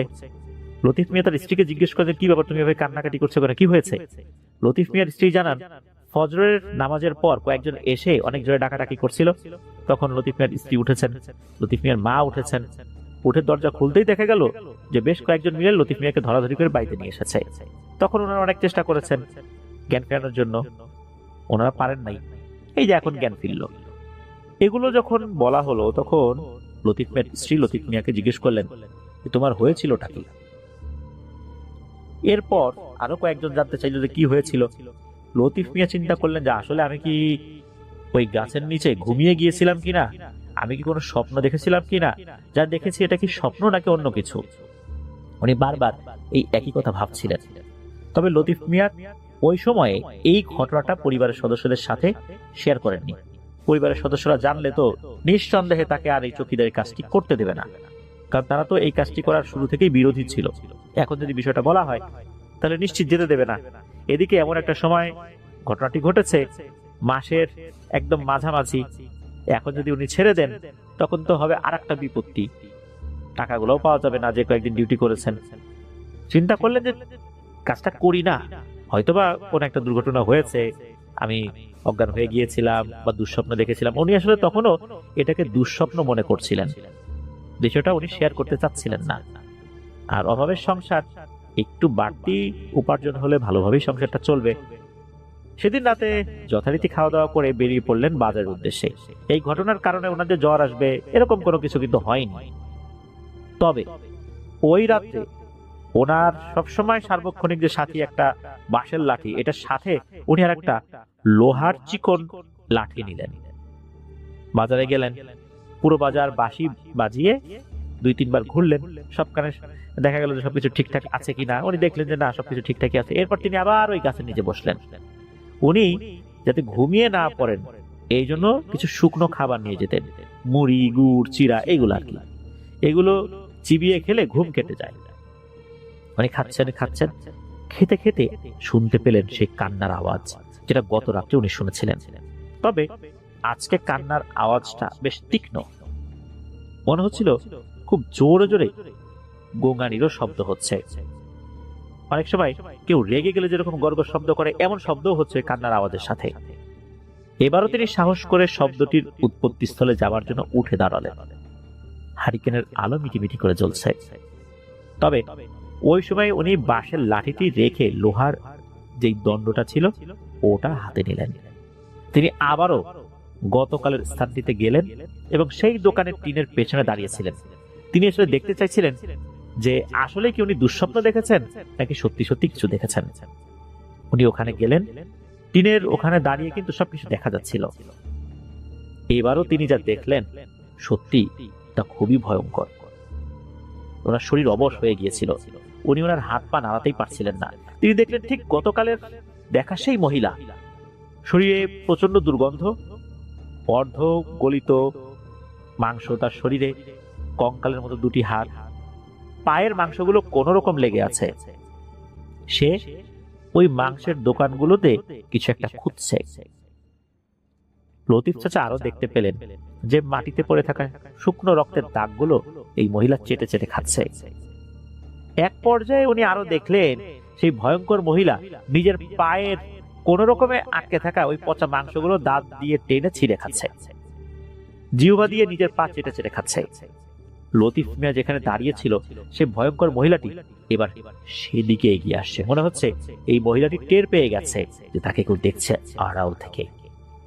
লতিফ মিয়া শক্ত করে লোহার লাঠিটি ধরে রাখে এবং মনে মনে আল্লাহকে ডাকতে থাকে। উনি তো ওখান থেকে নড়তেই পারছেন না।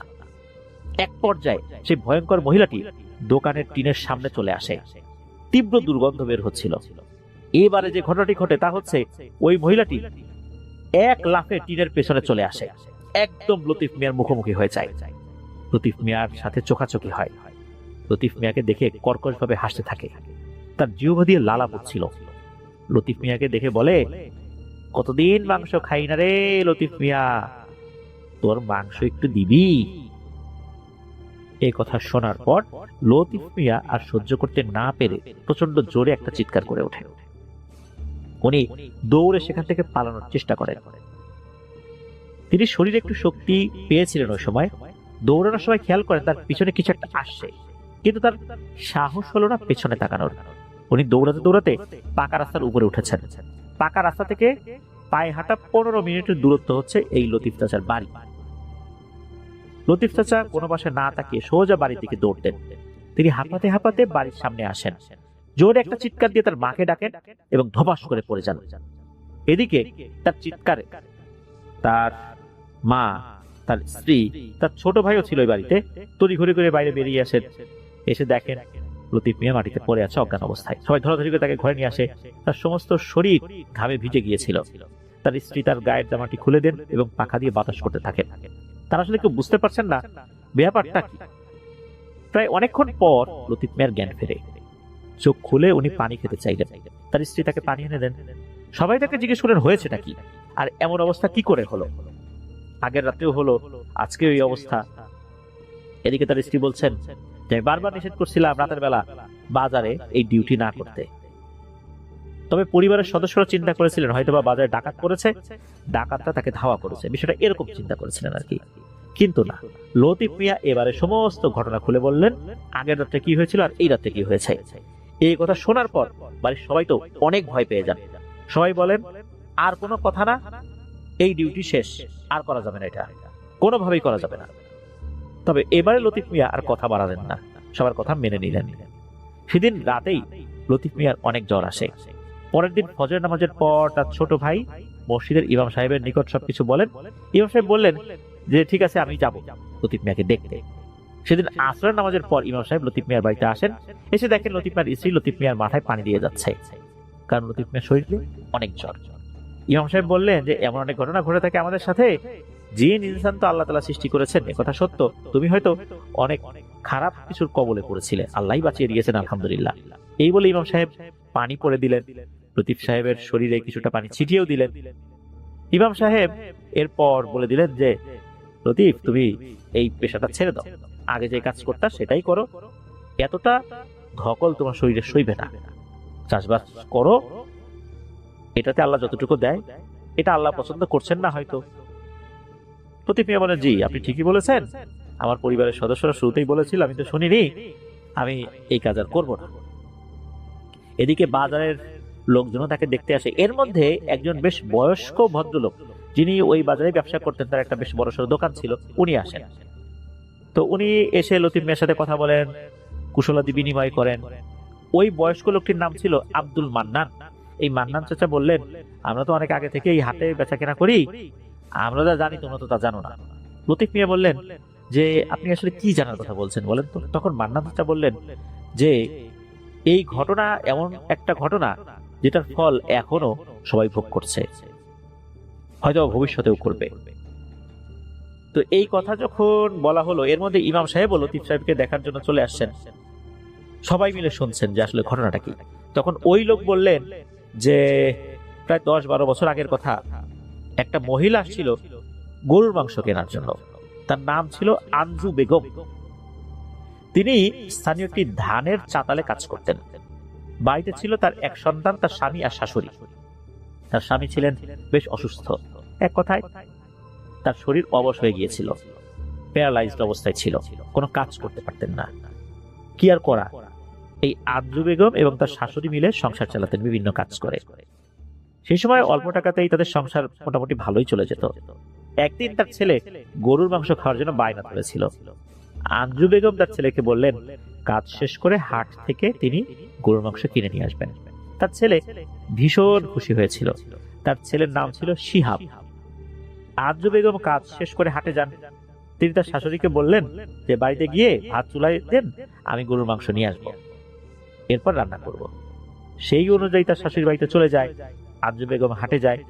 তিনি গরুর মাংসের দাম করতে লাগলেন। তার কাছে যে টাকা ছিল তা দিয়ে আসলে গরুর মাংস কেনা যাচ্ছিল না, কিছু টাকা কম ছিল। ওখানকার একজন ব্যবসায়ী, যিনি গরুর মাংসের ব্যবসা করতেন আর কি, তখন তাকে বললেন যে আপনি হাফ কেজি মাংস দেন। হাফ কেজি মাংস যদি উনি নেনও, তারপর কিছু টাকা বাকি থাকে। তখন ওই দোকানদার বললেন যে আপনি হাফ কেজি মাংস নেবেন, আপনি একটা কাজ করেন, আপনি বেলা শেষ হলে আসেন, তখন যে মাংসগুলো থাকবে আমি আপনাকে অল্প দামে দিয়ে দিব, এই যে টাকাটা বাকি থাকে, বাকি টাকা আপনাকে দিতে হবে না। আঞ্জু বেগম খুশি হলেন, বলে ঠিক আছে, ততক্ষণ আমি এখানে বসে থাকি। তো এই যে দোকানদার, তাকে বললেন যে ঠিক আছে আপনি বসে থাকেন। কতক্ষণ আর বসে থাকা যায়। আঞ্জু বেগম বাজারের এদিক সেদিক একটু ঘোরাঘুরিও করে আসলেন। এদিকে হাট বেলা শেষ হয়ে গেল, প্রায় সন্ধ্যা ঘনিয়ে এসেছে, মাগরিবের আজান তখনও দেয়নি। আঞ্জু বেগম তখন বললেন যে আসলে বেলা তো শেষ হয়ে যাচ্ছে, আমাকে গোস্তটুকু দিয়ে দিন, আমি বাড়ি থেকে রান্না করবো, আমার ছেলেটা আমার আশায় বসে আছে। দোকানদার বলেছিল না, এখনো হাট বেলা আছে, আর একটু পরে আপনাকে গোস্তটা দেবো। এভাবে ধীরে ধীরে সন্ধ্যা পার হয়, চতুর্দিকে অন্ধকার হয়ে গেল। আঞ্জু বেগম মনে মনে দুঃখ প্রকাশ করতে লাগলেন, এই ভেবে যে আরে আমরা গরিব মানুষ, টাকা থাকলে এতক্ষণ কি আর বসে থাকা লাগে। সেটা অপেক্ষা করছে, সেটা মাংস দিয়ে ভাত খাবে। আজ আমার কাছে টাকা কম আছে বলে এতক্ষণ অপেক্ষা করতে হচ্ছে। এভাবে মন খারাপ করে মনে মনে দুঃখ প্রকাশ করতে করতে একটা সময় একটু বিলাপ করছিলেন। এই বিলাপ যে ওই মাংস বিক্রেতার কানে যায় নাই তা না, তবুও মাংস বিক্রেতা চাচ্ছিলেন যে ওনার কাছে আর কোনো বাকি না থাক, মাংস যতটুকুই থাকে কম বেশি যাই হোক তাকে একবারই দিয়ে দিতে। কারণ উনিও বুঝতে পেরেছিলেন যে এই ভদ্র মহিলার ছেলে, সে একটা আশা করে বসে আছে, এই আধা কেজি মাংস দিয়ে ওই পরিবারের লোকজন কয়জনই বা কয় টুকরোই খেতে পারবে। ওনার উদ্দেশ্য খারাপ ছিল না, এই কারণে উনি আসলে এই আঞ্জু বেগমকে বসিয়ে রেখেছিলেন। এদিকে রাত হয়ে গেছে, আঞ্জু বেগম চিন্তা করছেন যে আর কি মাংস নিতে পারবো। এর ভিতরে সে কান্নাকাটি শুরু করে দেয়। বাড়ির কাছাকাছি একজন ব্যক্তি থাকেন, একজন তার প্রতিবেশী, তার নাম হচ্ছে কাশেম মিয়া। তো কাশেম মিয়া দেখেন যে এই আঞ্জু বেগম বসে আছে। তখন কাশেম মিয়া বলে যে এই আঞ্জু, এখানে কি করিস? রাত হয়ে গেছে, বাড়ি যাবি না? আমি তো বাড়ির দিকে যাচ্ছি, তুইও চল। দোকানদার বলল যে সারা বেলা অপেক্ষা করলেন, আর একটুখানি সবুর করুন, নতুন গরু জবাই করা হয়েছে, কারণ হঠাৎ করে বেশ কিছু লোকজন আসছে, তাদের মাংস লাগবে, তাদের বাড়িতে একটা অনুষ্ঠান আছে, এই জন্য আগের যে মাংসগুলো ছিল আমি দিয়ে দিয়েছি। এই নতুন গরুর মাংস তারা যতটুকু নেবে এর বড় বেশ কিছু মাংস বেঁচে থাকবে, আর ওনাদের কাছে যতটুকু দামে বিক্রি করব তাতে আপনাকে দিলে আমার লস হবে না, আপনি অল্প দামে নিয়ে যেতে পারবেন। এ কথা শোনার পর আঞ্জু বেগম চিন্তা করলেন যে ঠিক আছে, তাই হোক, নিয়ে যাই। এই কথা কিন্তু এই কাশেম মিয়াও শুনেছিলেন। তখন কাশেম মিয়া বলে আচ্ছা ঠিক আছে দোকানদার, তুমি তাকে মাংস দিয়ে দিও, আমি চলে গেলাম। আর উনি যখন চলে যাচ্ছিলেন, আঞ্জু বেগম নাকি বলেছিলেন যে কাকা আপনি গিয়ে আমার শাশুড়িকে বলবেন যে ভাত চড়াই দিতে, ভাতটা রেডি করে ফেলতে, আমি মাংস নিয়ে আসতেছি। তখন উনি বলেন ঠিক আছে, আমি গিয়ে এটা বলবো। আর এটা বলে দিয়েছিলেন যে আমার ছেলে শিহাব যেন ঘুমিয়ে না পড়ে। তো উনি তো গেছেন, গিয়ে সব কথা বলেও দিচ্ছেন যে হ্যাঁ সে আসবে। এদিকে সময় কেটে যেতে লাগলো, রাত অর্ধেক হয়ে গেছে, আঞ্জু বেগম বাড়িতে ফেরেন নাই। গ্রামের মানুষেরা সাধারণত এশার নামাজ পরেই ঘুমিয়ে পড়তেন। আর ওই গ্রামে তো তখনও ইলেকট্রিসিটি আসেনি, অনেকে সন্ধ্যার পরপরই ঘুমিয়ে পড়তেন। আঞ্জু বেগমের শাশুড়ি খুব চিন্তায় পড়ে গেলেন। এদিকে আঞ্জু বেগমের ছেলে শিহাব, সেও বারবার জিজ্ঞেস করছিল মা কখন আসবে। আঞ্জু বেগমের শাশুড়ি আর ধৈর্য ধরে রাখতে পারলেন না। এদিকে আঞ্জু বেগমের স্বামী, তার নাম হচ্ছে মোতালেব মিয়া, সে বারবার জিজ্ঞেস করছে যে আঞ্জু এসেছে কিনা। এখন তার তো উঠে খোঁজার শারীরিক শক্তি নাই, তার শরীর তো প্যারালাইজড হয়ে আছে।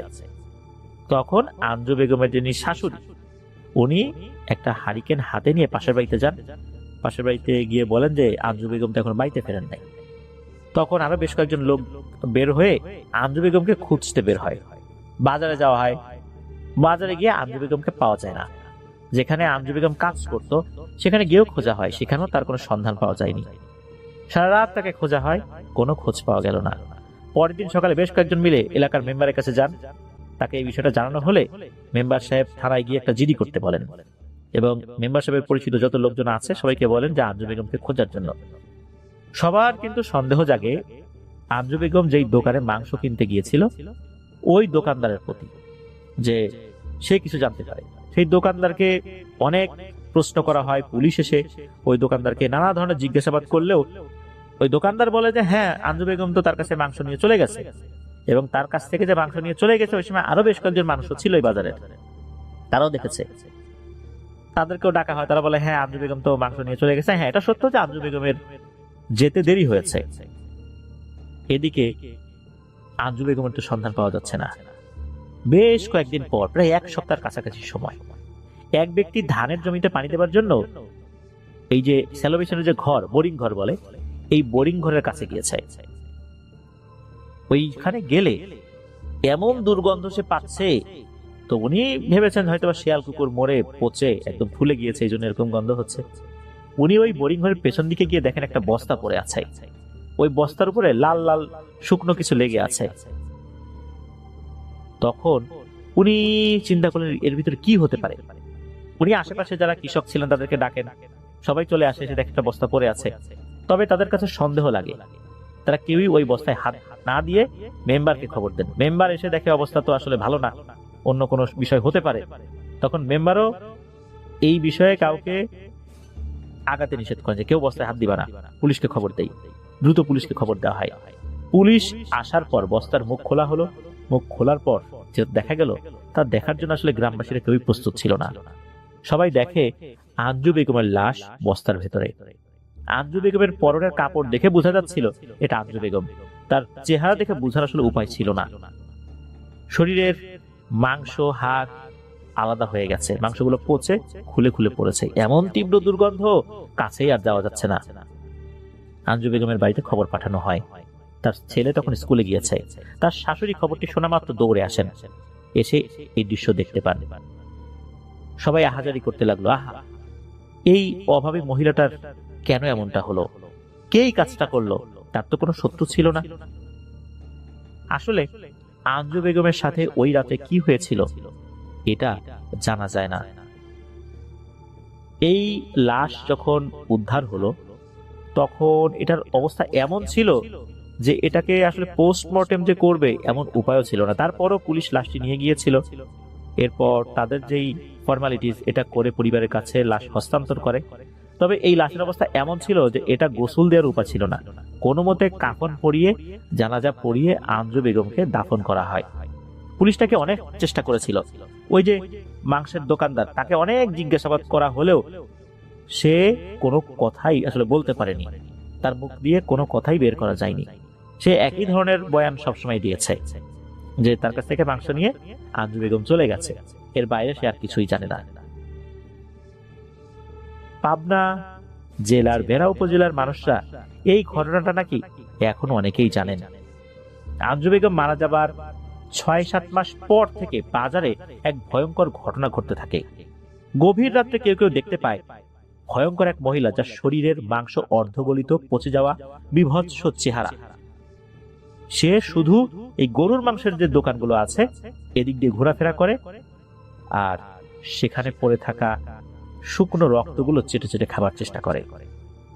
অনেকেই ধারণা করেন এটা আঞ্জু বেগমের আত্মা। আবার কেউ কেউ ভাবতেন এসব ভুয়া। তবে এই ঘটনা যে শুধু এই লতিফ চাচার সাথে ঘটেছে বিষয়টা এরকম না। এই ঘটনা নাকি আরো বেশ কয়েকজন পাহারাদার যারা ছিল নাকি তাদের সাথেই ঘটেছে। এরা ভয় পেয়ে আর এখানে কাজ করতে আসতো না।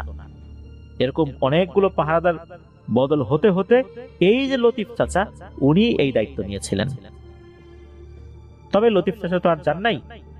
এখন ওই এলাকায়, ওই বাজারে আঞ্জু বেগমের মতো ওই অবয়বটাকে দেখা যায় কিনা তা কিন্তু জানা যায়নি।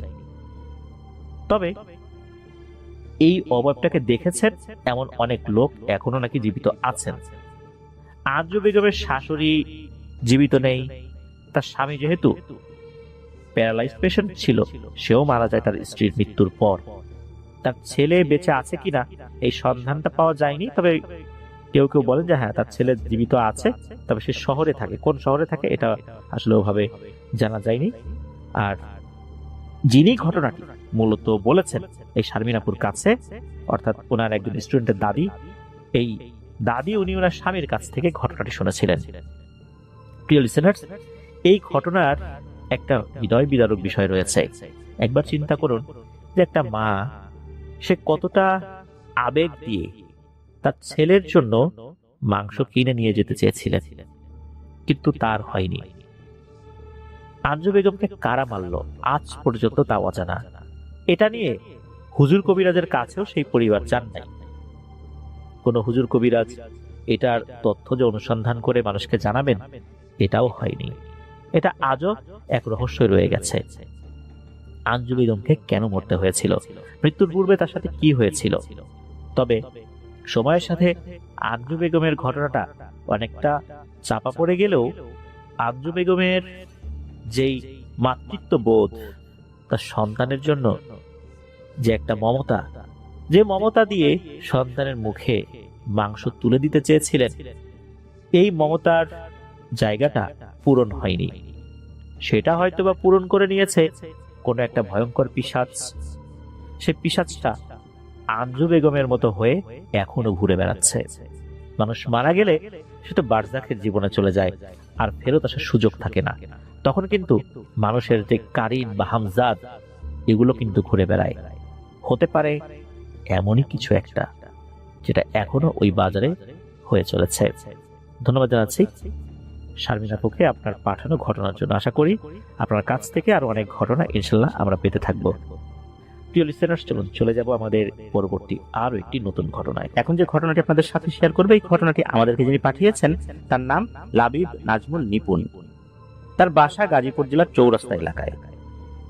উনি বর্তমানে নবম শ্রেণীর বিজ্ঞান বিভাগের একজন স্টুডেন্ট। যে ঘটনাটি উনি পাঠিয়েছেন, এই ঘটনাটি উনি শুনেছেন ওনার আম্মুর কাছ থেকে। আর ওনার আম্মু এই ঘটনাটি জানতে পেরেছিলেন তার খুব কাছের এক বান্ধবীর কাছ থেকে। ঘটনাটি ঘটেছিল ওই বান্ধবীর আপন বড় ভাইয়ের সাথে। সঙ্গত কারণে সেই বড় ভাইয়ের নামটা আমরা বলছি না। ঘটনাটি ঘটেছিল রাজবাড়ী জেলার সদর উপজেলার খানগঞ্জ ইউনিয়নের বেলগাছি গ্রামে। ওই আন্টির বড় ভাই, আমরা মামা বলে সম্বোধন করব, সেই মামা উনি ব্যবসায়িক কাজে বিভিন্ন জায়গায় যেতেন। ওনার একটা কাজ করে যায় পাংশা উপজেলার কোন একটা জায়গায়। এখানে বলে রাখা ভালো যে ঘটনাটি ঘটেছিল 1982-83 সালের দিকে। ওই সময়ে যোগাযোগ ব্যবস্থা এতটা উন্নত ছিল না। তবে হ্যাঁ, রাজবাড়ী কুষ্টিয়া যে মহাসড়ক এটা ছিল। তবে মামার যে কাজটি পড়ে যায়, এই কাজটি এমন একটা সময় পড়েছে যে সময়টা বেশ বিব্রতকর সময়। কেননা ওনাকে ওই সময় নির্দিষ্ট জায়গায় হাজির থাকতে হবে একদম ভোরবেলা। এখন ভোরবেলা উনি কিভাবে সেখানে উপস্থিত থাকবেন? উপায় একটা ছিল, তা হচ্ছে ওই সময়ে একটা ট্রেন ছিল, শিলিগুড়ি ট্রেন।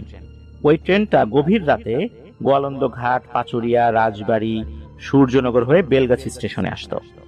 এরপর কালুখালী, এরপর পাংশা, তারপর বিভিন্ন দূরত্বে এই ট্রেনটা চলে যেত।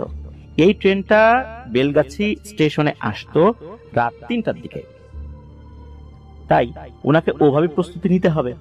আর ওই ট্রেনের যাত্রী কমই থাকে, যেহেতু অনেক রাতের বেলা। তারপরও কিছু কিছু যাত্রী পাওয়া যায় যাদের বিভিন্ন জায়গায় যেতে হবে। উনি চিন্তা করেছেন যে গভীর রাত্রে যেহেতু রওনা দিতে হবে, তাড়াতাড়ি খেয়ে দিয়ে শুয়ে পড়ি। উনি সন্ধ্যার পরপরই তাড়াতাড়ি খাওয়া দাওয়া করে শুয়ে পড়েছেন। উনি যখন ঘুম থেকে উঠেছেন, ওই সময়টা ঠিক বুঝতে পারছেন না, কেননা ওনার কাছে কোনো ঘড়ি ছিল না, বাসায় কোনো ঘড়ি নাই। উনি বের হয়ে গেছেন। যতটুকু ওনার ধারণা তখন রাত হয়তো বা 1টার কাছাকাছি বাজতে পারে। বাড়ির সবাই কিন্তু ঘুমে। দূর থেকে কিছু কুকুরের ডাক ভেসে আসছে, শিয়ালের ডাক ভেসে আসছে, ঝিঝি পোকার ডাক। ওই সময় যে পূর্ণিমা রাত ছিল বিষয়টা এরকম না, তবে হ্যাঁ চাঁদনি রাত ছিল। উনি কাপড় চোপড় গুছিয়ে বাসা থেকে বের হয়ে গেছেন। বাসা থেকে বের হয়ে যখন উনি ওই মেঠো পথে উঠেছেন, যে রাস্তা দিয়ে উনি স্টেশনে যাবেন, ওখান দিয়ে প্রায় 30 মিনিট ওনাকে হাঁটতে হবে। এরপরে গিয়ে উনি স্টেশনে পৌঁছাবেন। উনি যখন হাঁটা শুরু করেছেন, মিনিট খানেক হাঁটার পর উনি দেখতে পান ওনার থেকে মোটামুটি 30-40 হাত দূরে একটা লোক মনে হলো রাস্তার নিচ থেকে হেঁটে রাস্তার উপরে উঠলো। অনেক সময় দেখা যায় রাস্তার থেকে বেশ কিছুটা দূরে দূরে বিভিন্ন বাড়ি আছে, সেই বাড়ির লোকজন যদি হেঁটে এসে রাস্তায় উঠতে চায় তাহলে রাস্তার কাছাকাছি এসে তো ওই নিচ থেকেই ঢাল বেয়ে তারপর রাস্তার উপরে উঠতে হবে। রাস্তাটা একটু উঁচুই হয়ে থাকে, যেহেতু গ্রামে অনেকেই মাঠের মধ্যে বাড়ি করেন, তাদের বাড়িটা তো রাস্তা থেকে একটু নিচু হয় আর কি। তো উনি ওরকমই দেখলেন যে একজন লোক ওই নিচ থেকে ঢাল বেয়ে উপরে উঠেছেন। উপরে ওঠার পর হাঁটা শুরু করেছেন। উনি চিন্তা করলেন যে এই গ্রামের তো সবাইকেই মোটামুটি চিনি, কে যায় দেখি গল্প করতে করতে চাই, মনে হয় এও এই শিলিগুড়ির ট্রেনেই অন্যদিকে যাবে। তো উনি বলছেন যে ভাই কে রে, কোন বাড়ির? এই আমি তো অমুক, মানে তার নাম বলছেন। দাঁড়ান দাঁড়ান, গল্প করতে করতে যাই, ওই ট্রেনে যাবেন নাকি? তো ওই লোক আর কোনো কথা বলে না। উনি ওনার মতো করে এভাবে চিৎকার করেই যাচ্ছেন, কথা বলে না। এদিকে এই মামা, উনি যতই তাকে দ্রুত হেঁটে ধরার চেষ্টা করেন না কেন, দূরত্ব কমে না। ওই লোকের হাঁটার গতি কিন্তু একই রকম, উনি হেঁটেই যাচ্ছেন। খুব দ্রুত যে হাঁটছেন তা না, স্বাভাবিক গতিতে হাঁটছেন, কিন্তু এই দুইজনের মধ্যে দূরত্ব কোনোভাবেই কমছে না। এভাবে মোটামুটি বেশ কিছুক্ষণ হাঁটার পর রাস্তাটা এমন একটা জায়গায় আসে, এই রাস্তার পাশেই কিন্তু রেল লাইন। রাস্তা দিয়েও হেঁটে যাওয়া যায়, রেল লাইনের ভেতর দিয়েও হেঁটে যাওয়া যায়। রেল লাইনের ভেতর দিয়ে বলতে যে দুটো লাইন পাশাপাশি সমান্তরাল ভাবে চলে গেছে, এর মাঝ বরাবর যে স্লিপার গুলো আছে এটার উপর পা দিয়ে দিয়ে একটা পর আরেকটা এভাবে পা দিয়ে দিয়ে দ্রুত গতিতে হেঁটে যাওয়া যায়। উনি চিন্তা করলেন যে আমি দেখি এই রেল লাইনের ভিতরে উঠে একটু দ্রুত গতিতে হেঁটে এর সামনে যাব। কেন কথার উত্তর দেয় না, ঘটনাটা কি? এই গ্রামে তো আমার কারোর সাথে ঝগড়াঝাটি নাই, উত্তর দেয় না কেন? চেহারাটা আমাকে দেখতেই হবে। এ কি চোর টোর নাকি? নাকি এই বাড়িতে কোনো খারাপ কাজের উদ্দেশ্যে এসেছিল, এখন তার মুখ দেখাতে চাচ্ছে না? এরকম বিভিন্ন রকম চিন্তা কিন্তু তার মাথায় আসছে। উনি রেলের মধ্যে ঢুকে গেছেন, অর্থাৎ দুই যে রেল লাইন এর মাঝখানে অলরেডি উনি চলে গেছেন এবং হাঁটা শুরু করছেন। ওই সময় ওই জিনিসটা চিৎকার করে খুব কর্কশ কণ্ঠে বলে ওঠে, রে কি কাজটা করলি রে, তোকে পাহারা দিয়ে এতক্ষণ এ পর্যন্ত আনলাম তোর ঘাটটা মটকাবো বলে, এখন তুই রেল লাইনের ভিতরে ঢুকে গেলি, বাইরে বাইরে। তখন ওই মামা তো বুঝতে পারছেন যে সর্বনাশ, উনি তো খুব দুষ্টু প্রকৃতির জিনের খপ্পরে পড়েছেন। এই জিনিসটার একটু হলে ওনাকে ধরে ফেলতো। আল্লাহ বাঁচিয়েছেন, উনি কি বুদ্ধি করে এই রেল লাইনের ভিতরে উঠে গেছেন।